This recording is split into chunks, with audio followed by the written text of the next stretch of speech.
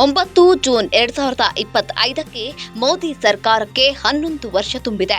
ಅದೇ ಮೋದಿ 3.0 ಸರ್ಕಾರ ತನ್ನ ಮೊದಲ ವರ್ಷವನ್ನ ಸಂಪೂರ್ಣಗೊಳಿಸಿದೆ. ಆದರೆ ಈ 11 ವರ್ಷದಲ್ಲಿ ದೇಶ ಕಂಡಿರುವ ಬದಲಾವಣೆಯನ್ನ 10 ವರ್ಷಗಳ ಹಿಂದೆ ಯಾರು ಊಹಿಸಿರಲಿಲ್ಲ.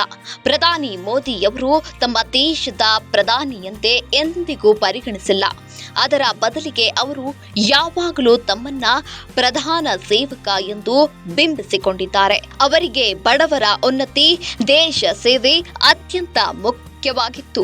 ಇದೇ ಕಾರಣಕ್ಕೆ ಪ್ರಧಾನಿ ಮೋದಿ ತಮ್ಮ ಮತ್ತು ನಮ್ಮ ಸರ್ಕಾರದ ರಿಪೋರ್ಟ್ ಕಾರ್ಡ್ ತಯಾರಿಸಲು ಹೇಳಿದ್ದಾರೆ. ಯಾಕಂದ್ರೆ ಸರ್ಕಾರದಲ್ಲಿ ಪಾರದರ್ಶಕತೆ ಮತ್ತು ಜನರ ಸಹಭಾಗಿತ್ವ ಹೆಚ್ಚಾಗಲು ಅನುಕೂಲ ಆಗುತ್ತೆ ಎಂದು ಮೋದಿ ಸರ್ಕಾರದ 11 ವರ್ಷ ಪೂರ್ಣಗೊಂಡಿರೋದ್ರಿಂದ ಸರ್ವೆ ಆರಂಭ ಮಾಡಲಾಗಿದೆ. ಯಾವ ರೀತಿಯಾದ ಸರ್ವೆ ಅಂದ್ರೆ ದೇಶದ ಜನತೆಯಿಂದ ಮೋದಿ ಸರ್ಕಾರದ 11 ವರ್ಷದ ಅವಧಿಯ ಕೆಲಸದ ಬಗ್ಗೆ ತಮ್ಮ ಅಭಿಪ್ರಾಯ ಏನು ಎಂಬುದನ್ನ ವ್ಯಕ್ತಪಡಿಸಬಹುದಾದಂತಹ ಸರ್ವೆಯಾಗಿದೆ. ಕೇಂದ್ರ ಸರ್ಕಾರ ನಮೋ ಆಪ್ನಲ್ಲಿ ಜನ್ಮನ್ ಸರ್ವೆ ಆರಂಭ ಮಾಡಿದೆ. ಈ ಸರ್ವೆಗೆ ಈಗಾಗಲೇ ಜನರಿಂದ ಅದ್ಭುತ ಪ್ರತಿಕ್ರಿಯೆ ಬಂದಿದೆ. ಸರ್ವೆ ಆರಂಭಿಸಿ 26 ಗಂಟೆಯಲ್ಲಿ 5 ಲಕ್ಷ ಜನರು ಸರ್ವೆಯಲ್ಲಿ ಭಾಗಿಯಾಗಿದ್ದಾರೆ. ಸರ್ವೆಯಲ್ಲಿ ತಮ್ಮ 11 ವರ್ಷದ ಅಧಿಕಾರ ಅವಧಿಯ ಫೀಲ್ಡ್ ಬ್ಯಾಕ್ ಅನ್ನ ಮೋದಿ ಸರ್ಕಾರ ಪಡೆಯುತ್ತಿದೆ. ಇನ್ನು ಸಾಮಾಜಿಕ ಜಾಲತಾಣದ ಎಕ್ಸ್ನಲ್ಲೂ ಪೋಸ್ಟ್ ಮಾಡಿರುವಂತಹ ಪ್ರಧಾನಿ ಮೋದಿ ನಮೋ ಆಪ್ನಲ್ಲಿ ಸರ್ವೆಯಲ್ಲಿ ಪಾಲ್ಗೊಳ್ಳುವಂತೆ ದೇಶದ ಜನರಿಗೆ ಮನವಿ ಮಾಡಿದ್ದಾರೆ. ಅದ್ಯಾವ ರೀತಿ ಮನವಿ ಮಾಡಿದ್ದಾರಂದ್ರೆ, ನಿಮ್ಮ ಅಭಿಪ್ರಾಯ ಅತ್ಯಂತ ಮುಖ್ಯ.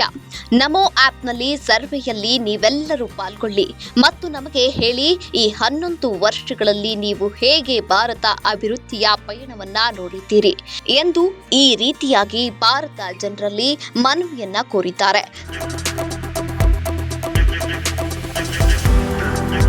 ಸರ್ಕಾರ ಮತ್ತು ಜನರ ಮಧ್ಯ ಅಂತರವನ್ನ ಕಡಿಮೆ ಮಾಡಿ ಜನರ ಸಹಭಾಗಿತ್ವ ಹೆಚ್ಚಿಸುವುದು ಮತ್ತು ಪಾರದರ್ಶಕತೆಯನ್ನ ತರುವ ಮೋದಿ ಮಂತ್ರಕ್ಕೆ ಇದೊಂದು ಅತಿದೊಡ್ಡ ಉದಾಹರಣೆಯಾಗಿದೆ.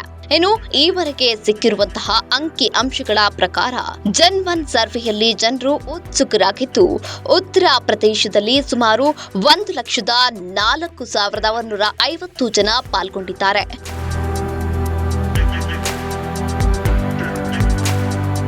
ಮಹಾರಾಷ್ಟ್ರದಲ್ಲಿ 65,775 ಜನ ಪಾಲ್ಗೊಂಡಿದ್ರೆ, ತಮಿಳುನಾಡಿನಲ್ಲಿ 62,580 ಜನರು ಪ್ರತಿಕ್ರಿಯಿಸಿದ್ದಾರೆ.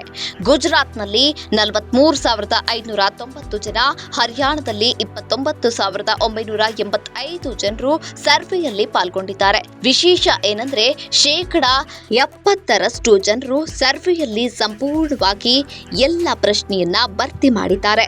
ಇನ್ನು ಪ್ರಜಾಪ್ರಭುತ್ವದ ಜನರಿಗೆ ಅಧಿಕಾರ ಇರುತ್ತೆ ಅಂತ ಹೇಳ್ತಾರೆ. ಈ ಮಾತು ನರೇಂದ್ರ ಮೋದಿ ಸಾಬೀತು ಮಾಡಿದ್ದಾರೆ. ಈಗ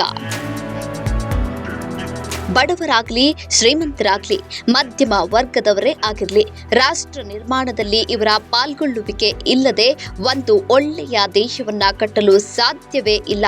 ಈ ಮಾತನ್ನ ಪ್ರಧಾನಿ ಮೋದಿ ಈಗ ಚೆನ್ನಾಗಿ ಅರಿತುಕೊಂಡಿದ್ದಾರೆ. ಇದೇ ಕಾರಣಕ್ಕೆ ಮೋದಿ ಸರ್ಕಾರ ಜನ್ಮನ್ ಸರ್ವೆ ಮೂಲಕ ಜನರ ಅಭಿಪ್ರಾಯ ಸಂಗ್ರಹಿಸುತ್ತಿದೆ. ಈ ಮೂಲಕ ಒಂದು ಉತ್ತಮ ದೇಶ ಕಟ್ಟಲು ಸಾಧ್ಯವಾಗಿದೆ ಅಂತ ಈ ಸರ್ವೆಯಲ್ಲಿ ಬೇರೆ ಬೇರೆ ಕ್ಷೇತ್ರಗಳಿಗೆ ಸಂಬಂಧಿಸಿದ ಪ್ರಶ್ನೆಯನ್ನ ಕೇಳಲಾಗಿದೆ.